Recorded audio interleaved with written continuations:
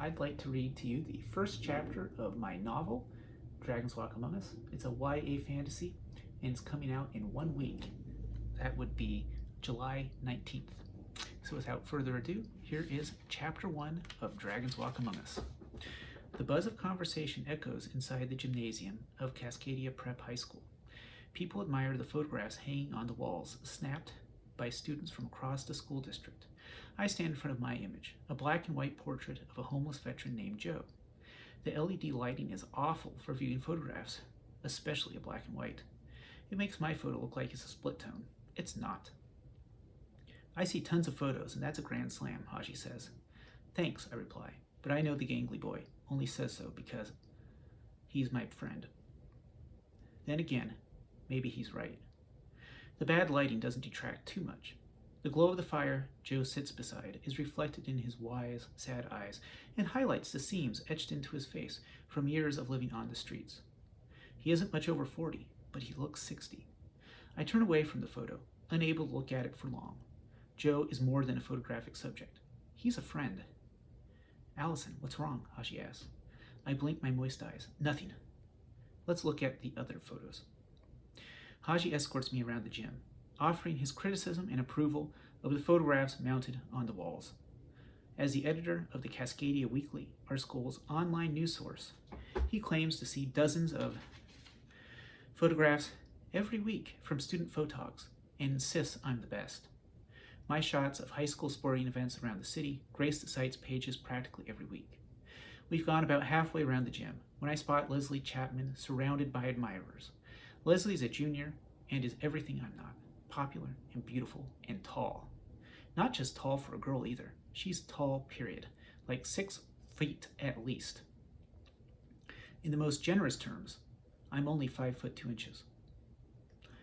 When she sees me in the crowd, her blue eyes slide right over me, as if I'm invisible. I veer away. It's Leslie, I hiss to Haji. I don't know what she has against you, he says, and follows me. Leslie likes to be the best at everything, I say, struggling not to clench my teeth. It's not enough for her to be the captain of the cross-country team and a 4.0 student. She wants to be the best photographer too. She just wants me to be the girl she makes fun of at cross-country practice. Well, you're the best, Haji says. She has to accept that. I smile, feeling a spark of confidence. I'm glad Haji takes my side. In his words, having the two of us as his top photojournalists for the school news site is a sticky wicket. The high-pitched voice of a district official pipes from the speakers mounted high on the walls. She summons everyone to gather around and face the podium at the front of the gym. Hardly anyone is glued to their phones. I shift my weight on my feet and rub my hands together. Don't worry, Haji says. Your portrait of Joe is just as good as anything else on display. Better than most. Even accounting for my bias, I'd say you have a great chance at winning. I don't know. What about that shot from the goalkeeper's perspective? Diving, hands outstretched to block the ball? That's pretty dope. Nah, I elbow him in the ribs. Hey! His smile shows off tea-stained teeth. It's a dope shot, okay? Amazing, but yours is better. Yours captures something extra special. The whole enchilada. I give him a toothless grin. Thanks for saying so. I'm totally serious. I believe you. That smile says you don't. Whatever. I roll my eyes. Silence, please. Silence. The official chirps. Her clipped movements as bird-like as her voice. A relative quiet falls over the gym as people finish maneuvering. The official spouts a boilerplate speech about the importance of education and a free press, and how the contest is the synergy of these two crucial aspects of civil society. I tap my foot against the floor. Haji has pulled out his phone and is texting. So is about half the crowd. I stifle a sigh. All my dad allows me is an archaic, pay-as-you-go flip phone. He is such a dinosaur about some things. Once the speech ends, teachers are summoned to the podium to announce the winner from their schools. Just as I said, the photo from the goalkeeper's perspective is a winner. It takes first place in the sports category. Next up is the documentary category. I rock back and forth on my heels. Third place goes to a boy I don't recognize from a high school up north. His image is of the grisly aftermath of a street race gone wrong. The twisted metal is hard to look at, knowing that 3 high school students died in the accident. I sigh when second place goes to Tammy Nguyen, a girl I know from elementary school. Her colorful picture of the Lunar New Year celebration in Chinatown deserves recognition. I wave to Tammy, although I don't think she sees me in the crowd. Next up, I'd like to call Mr. Elridge to give out the first place award in the documentary category. The district official says and stands aside for the Cascadia prep teacher to take the podium. Mr. Elridge, his bald head gleaming in the light, stands behind the podium and adjusts his glasses on his hooked nose. He peers out over the crowd, squinting. I'm sure his gaze pauses on me. My breath catches in my throat and my eyes go wide. Am I the winner? Then his head swivels away. My gaze flicks to Haji. He gives me a thumbs up. First place goes to an extremely talented photojournalist, Mr. Elridge says, in a voice raspy from years of smoking. He's always entreating his students not to take up the habit. Please, join me in recognizing Leslie Chapman for her amazing photograph entitled Blaze at the Museum. No way, I whisper as the gymnasium erupts in applause. Everyone is clapping. Everybody loves Leslie. I hang my head. Haji pats me on the shoulder, and I look up. Leslie, holding the first place plaque, stands next to Mr. Elridge. She smiles, showing off blindingly white teeth. I swear, she must whiten them every day.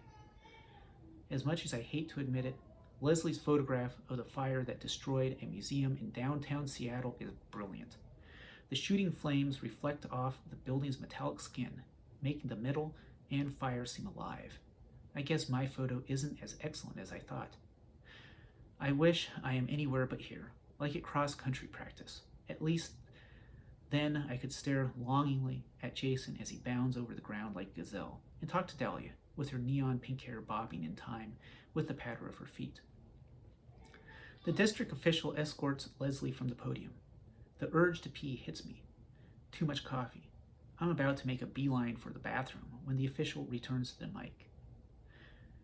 We have one more award. Mr. Elridge, please do the honor of announcing the grand prize winner. Grand prize winner? I exchange a puzzled glance with Haji, who shrugs.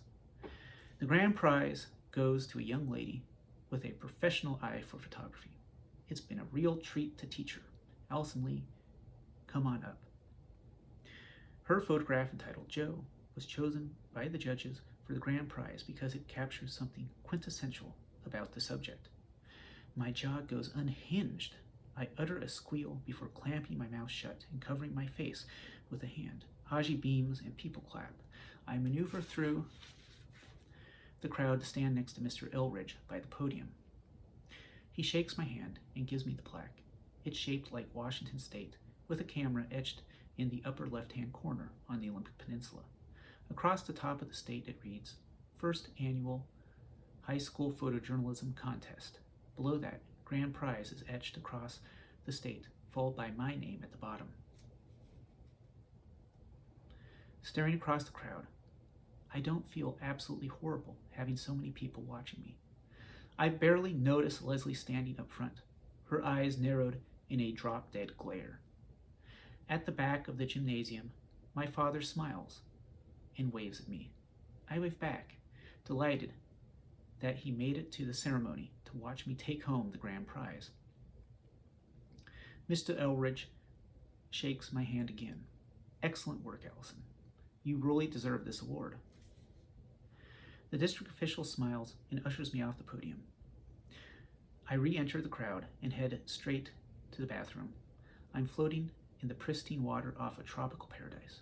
Life can't get much better than this. It's like all my greatest dreams are coming to fruition. The only thing that could make it better is if an editor from a major newspaper materializes out of the crowd to recruit me as a staff photographer. I enter the girls' locker room that smells of deodorizer and scoot past rows of lockers for the stalls. I balance my plaque on the toilet paper dispenser while I get down to business. I shut my eyes, not quite believing that I'm the grand prize winner. I can't wait to tell Dahlia and Jason and Joe. I stop at the sink to wash my hands. The door to the locker room creaks open.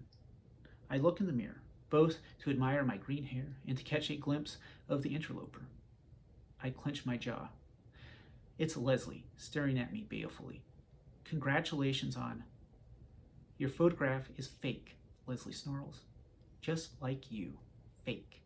Fake like your hair, ugly like your slanted eyes. I freeze, the lukewarm water cascading over my hands. The words remind me of a fact I tried to ignore. The reality that my face is a mixture of Asian and Caucasian features. My cheeks pale as Leslie marches across the locker room. You don't deserve this. She snatches my plaque off the counter. Your photo isn't documentary or photojournalism. It's a portrait of your friend. She looms inside my personal space, scowling down her nose at me. The standoff might last for 5 seconds, or 5 minutes for all I know. With a scoff, she twirls away and strides for the exit, pausing to deposit my plaque in the trash can. And that is chapter 1 of Dragons Walk Among Us. I hope you enjoyed listening to it. And again, it is out next week on the 19th of July. Thanks for listening.